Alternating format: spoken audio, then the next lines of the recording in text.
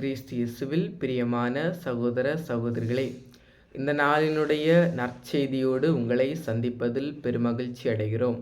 இந்த நாளினுடைய நற்செய்தி மார்க்கு எழுதின நற்செய்தி அதிகாரம் 16 இறைவார்த்தைகள் 15 முதல் 18 வரையிலான இறைவார்த்தை நமக்கு என்ன சொல்லுகிறது என்றால், இயேசு அவர்களை நோக்கி கூறியது, உலகெங்கும் சென்று படைப்புக்கெல்லாம் நற்செய்தியை பறைசாற்றுங்கள்.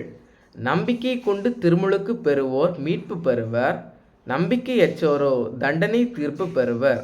நம்பிக்கை கொண்டு பின்வரும் அருள் அடையாளங்களை செய்வர்.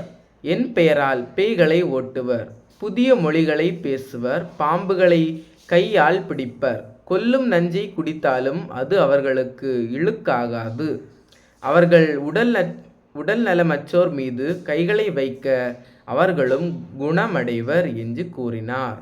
இது வாழ்வு தரும் கிறிஸ்துவின் நற்செய்தி.